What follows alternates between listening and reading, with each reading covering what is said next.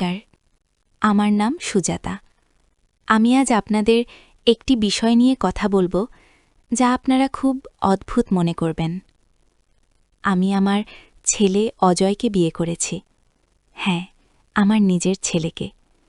কিভাবে এমন হলো? সবকিছু শুরু হলো 5 মাস আগে। অজয়ের বয়স তখন 24, আমার 41। স্বামীর মৃত্যুর পর থেকে আমরা দুজন একসাথে থাকি। অজয় সেদিন অফিস থেকে ফিরে এসে আমার সামনে বসল। তার মুখে একটা অদ্ভুত চাপা উত্তেজনা। মা, আমি তোমার সাথে একটা বিষয় নিয়ে কথা বলতে চাই। ওকে অজয়, মা, আমি তোমাকে ভালোবাসি। বসলাম, আমিও তো তোকে ভালোবাসি বাবা। গো না মা, আমি তোমাকে ভালোবাসি একজন পুরুষ হিসেবে, একজন নারীকে। আমি তোমাকে আমার স্ত্রী হিসেবে চাই। আমার হাত থেকে কাপ পড়ে গেল, চায়ের ছিটে লাগলো আমার শাড়িতে। অজয়, তুই কি বলছিস? এটা অস্বাভাবিক, এটা পাপ। অজয় আমার হাত ধরল। মা, পাপপূর্ণ মানুষের তৈরি ধারণা।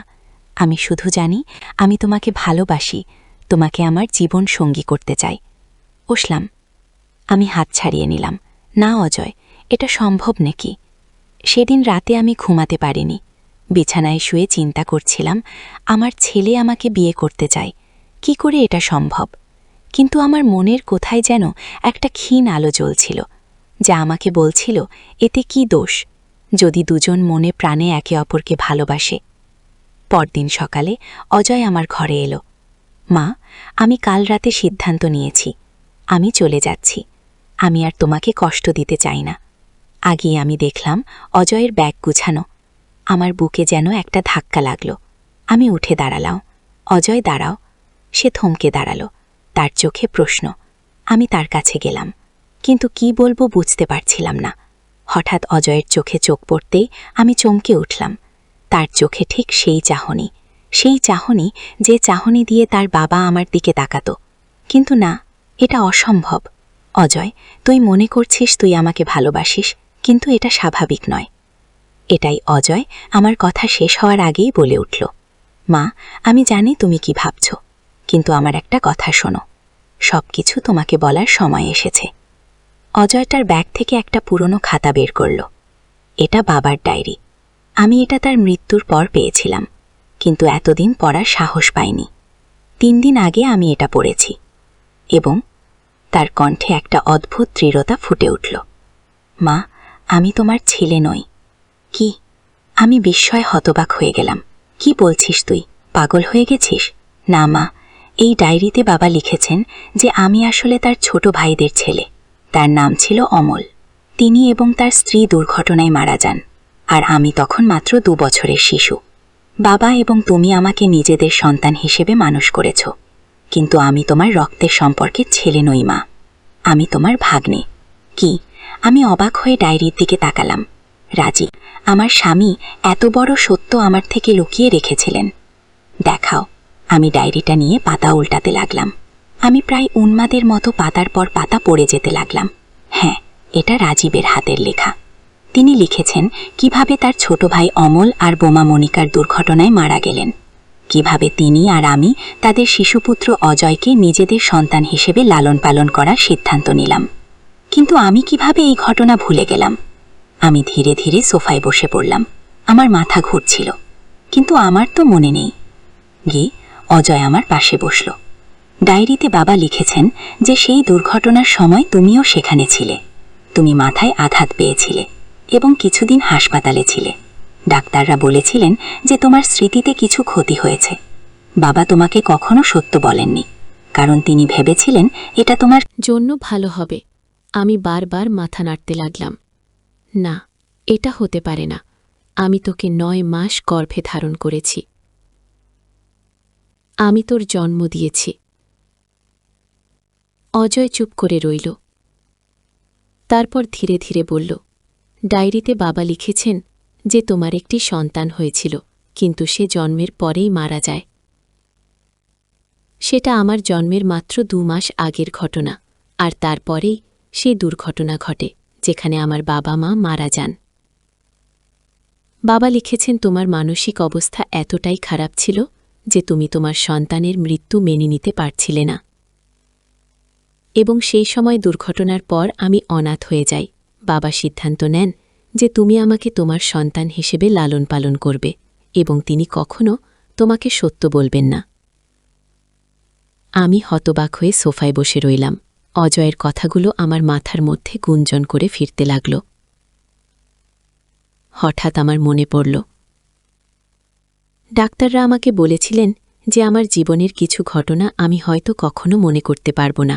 আমি সবসময় ভেবেছি যে সেগুলো ছোটখাটো ঘটনা, তুচ্ছ স্মৃতি, কিন্তু এত বড় একটা সত্য! আমি বিশ্বাস করতে পারছি না। আমি ফিসফিস করে বললাম, মা, আমিও প্রথমে বিশ্বাস করতে পারিনি, কিন্তু এটাই সত্য। অজয় আমার হাত ধরল এবং এই সত্য জানার পর আমি বুঝতে পেরেছি কেন আমি তোমার প্রতি এত আকর্ষিত বোধ করছি। কারণ তুমি আমার মা নও, তুমি আমার কাকিমা গো। আমি হঠাৎ কেঁদে ফেললাম। অজয় আমাকে জড়িয়ে ধরল। মা, তুমি সবসময় আমার মাই থাকবে, চাই আমরা রক্তের সম্পর্কে যাই হই না কেন। কিন্তু আমি এখন একজন প্রাপ্তবয়স্ক পুরুষ এবং আমি জানি আমি তোমাকে কিভাবে ভালোবাসি। আমি ধীরে ধীরে অজয়ের আলিঙ্গন থেকে নিজেকে মুক্ত করলাম। অজয়, এটা সবকিছু বদলে দেয়া, কিন্তু আমি তোকে ছোট্ট বাচ্চা থেকে মানুষ করেছি। তুই আমার কাছে সবসময় আমার ছেলেই থাকবি।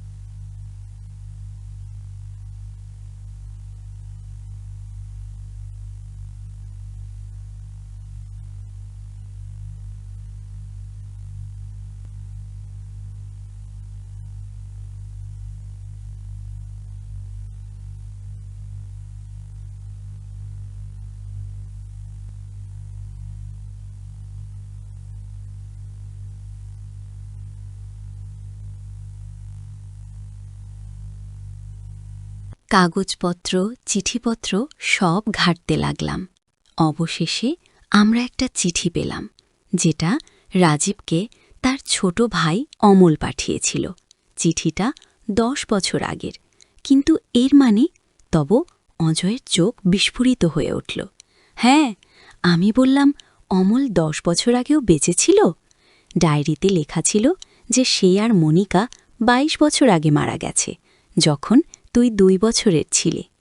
গো, তাহলে ডায়েরির ওই অংশ সম্পূর্ণ মিথ্যা? অজয় বলল, মনে হচ্ছে তাই, কিন্তু কে কেন এটা করবে? আমরা দুজন পরের কয়েকদিন ধরে রাজীবের জীবন সম্পর্কে যত তথ্য পাওয়া যায় সংগ্রহ করতে লাগলাম। আমরা জানতে পারলাম যে অমল এবং মনিকা আসলেই একটি দুর্ঘটনায় মারা গিয়েছিলেন, কিন্তু সেটা মাত্র 5 বছর আগে। রাজীবের মৃত্যুর ঠিক আগের বছর অজয় তখন 19 বছরের, এবং বিস্ময়করভাবে অমল আর মনিকার কোনো সন্তান ছিল না। কিন্তু তাহলে আমি কে? অজয় বিহবল কণ্ঠে বলল, আমি কার সন্তান? তুই আমার সন্তান। আমি দৃঢ়কণ্ঠে বললাম, আমি তোকে জন্ম দিয়েছি অজয়, এই ব্যাপারে আমার কোনো সন্দেহ নেই। কি? তাহলে কে এই মিথ্যা গল্প তৈরি করল? কেন?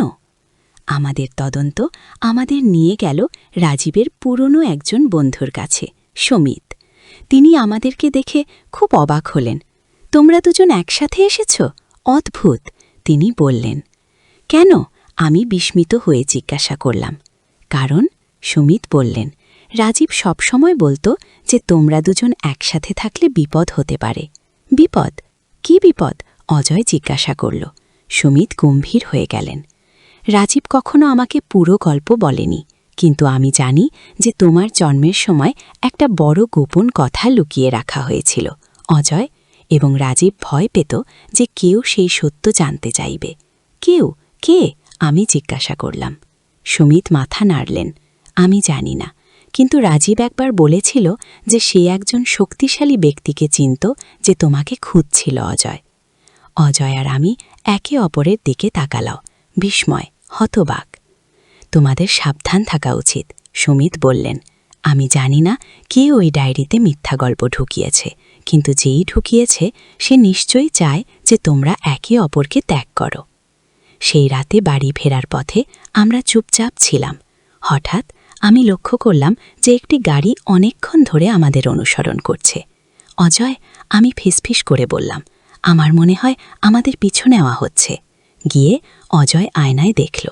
হ্যাঁ, তুমি ঠিক বলেছ, ওই কালো গাড়িটা অনেকক্ষণ ধরে আমাদের পিছনে আছে। কি? অজয় গাড়ির গতি বাড়ালো, কিন্তু ওই কালো গাড়িও গতি বাড়ালো। হঠাৎ ওই গাড়ি আমাদের গাড়ির পাশে এসে ধাক্কা দিল। আমাদের গাড়ি রাস্তার পাশে গিয়ে পড়ল। মা, ঝুঁকে পড়ো, অজয় চিৎকার করে বলল। আমি মাথা নিচু করলাম এবং ঠিক তখনই গুলির শব্দ হলো। আমাদের গাড়ির কাঁচ ভেঙে গেল। অজয়, আমি চিৎকার করলাম, আমি ঠিক আছি মা। অজয় গাড়ি রাস্তায় তুলে নিয়ে প্রাণপণে চালাতে লাগল। আমরা কোনো মতে সেই গাড়ি থেকে বাঁচতে পারলাম এবং থানায় গেলাম। পুলিশ আমাদের কথা শুনল এবং বলল যে তারা তদন্ত করবে, কিন্তু আমি জানতাম আমাদের নিজেদেরও এই রহস্য সমাধান করতে হবে। পরের কয়েকদিন আমরা আরও গভীরভাবে তদন্ত চালালাম। রাজীবের অফিসে গেলাম, তার পুরনো সহকর্মীদের সাথে কথা বললাম। অবশেষে আমরা একটি লিড পেলাম। রাজীব একসময় একটি বড় কোম্পানির সাথে কাজ করতেন, যেটির মালিক ছিলেন এক প্রভাবশালী ব্যবসায়ী দীপক মেহতা, এবং দীপক মেহতা ছিলেন মনিকার বাবা, অমলের শ্বশুর। দীপক মেহতা সেই বিখ্যাত শিল্পপতি? অজয় বিস্মিত হয়ে বলল। হ্যাঁ, আমি বললাম।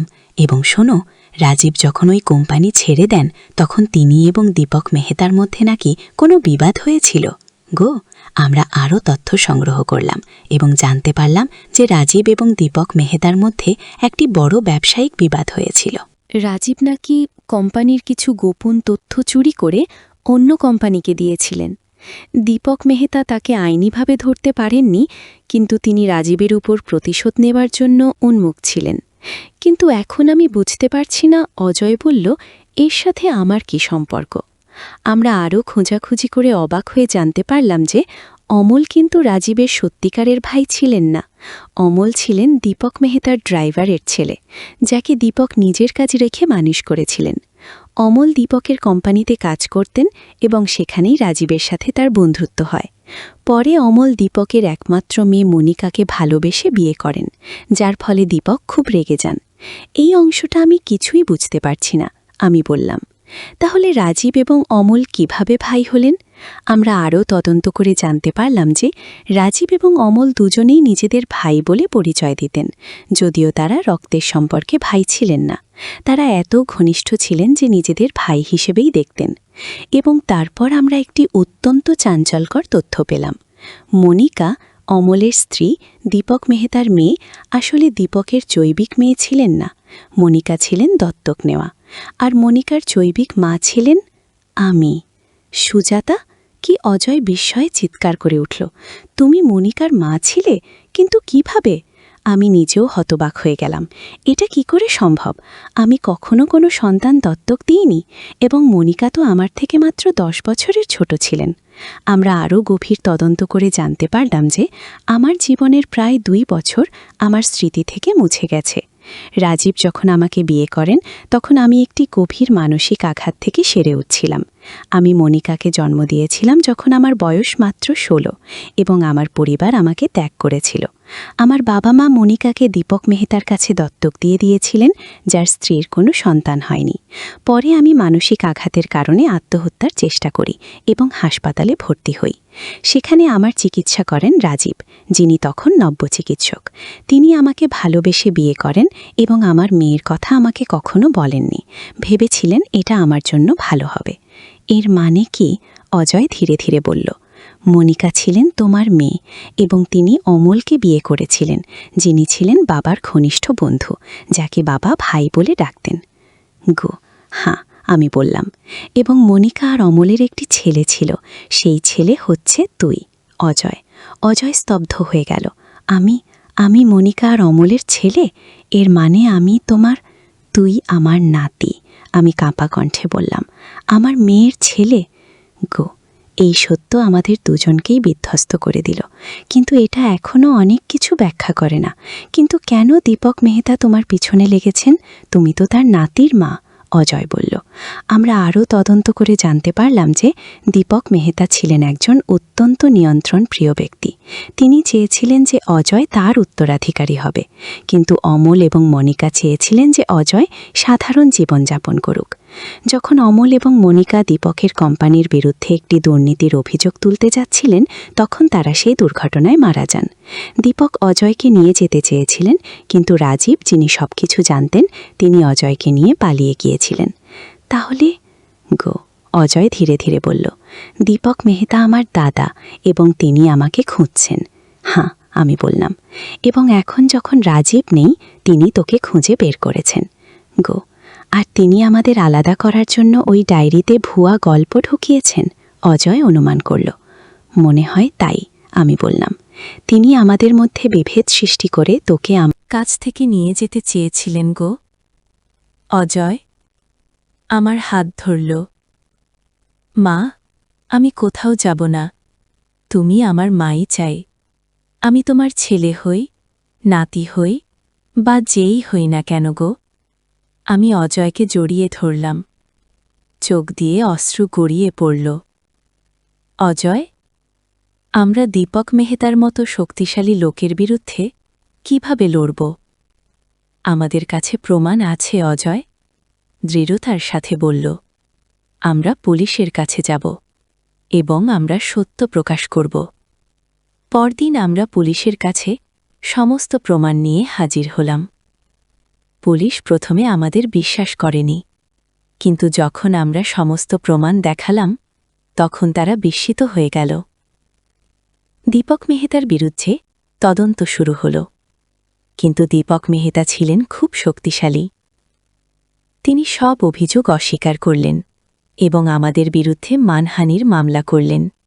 এমনকি আমাদের পেছনে লোক লাগালেন, আমাদের ভয় দেখাতে। আমরা ভয়ে দিন কাটাচ্ছিলাম, কিন্তু হঠাৎ একদিন আমাদের সাহায্য এলো, অপ্রত্যাশিত জায়গা থেকে। দীপক মেহতার স্ত্রী শিখা মেহতা আমাদের সাথে যোগাযোগ করলেন। আমি সবকিছু জানি, তিনি বললেন। আমি জানি কিভাবে দীপক তোমাদের মেয়েকে দত্তক নিয়েছিলেন, কিভাবে তিনি অমল আর মনিকার মৃত্যুর জন্য দায়ী। আমি সাহায্য করতে চাই। শিখা মেহতার সাহায্যে আমরা আরও অনেক প্রমাণ সংগ্রহ করলাম এবং অবশেষে দীপক মেহতা গ্রেফতার হলেন। আজ 3 বছর পর আমরা একটি নতুন জীবন শুরু করেছি। অজয় এখন একটি সফল ব্যবসা চালায় এবং সে সম্প্রতি বিয়ে করেছে একটি সুন্দর মেয়েকে, অঞ্জলি। আমি এখন একটি এনজিও চালাই, যেটি অসহায় মেয়েদের সাহায্য করে। এবং আমাদের নতুন জীবনের সবচেয়ে বড় আনন্দ হল অজয় এবং অঞ্জলির একটি সুন্দর মেয়ে হয়েছে, যার নাম রেখেছি মনিকা, আমার হারিয়ে যাওয়া মেয়ের নামে। আমাদের জীবনে অনেক দুঃখ ছিল, অনেক কষ্ট, কিন্তু এখন যখন ছোট্ট মনিকাকে কোলে নিয়ে বসি, আমি মনে করি সবই ঠিক হয়ে গেছে। আমাদের পরিবার আবার একত্রিত হয়েছে, অন্য রূপে হলেও। জীবনের রহস্য আর বাঁকানো পথের শেষ নেই, কিন্তু যদি আমরা সত্যের সাথে থাকি, ভালোবাসার সাথে থাকি, তাহলে শেষ পর্যন্ত আমরা ঠিক পথেই পৌঁছে যাই। আজ আমি সুজাতা আর শুধু একজন মা নই, আমি একজন দাদি। আর এটাই আমার জীবনের সবচেয়ে বড় সম্পদ।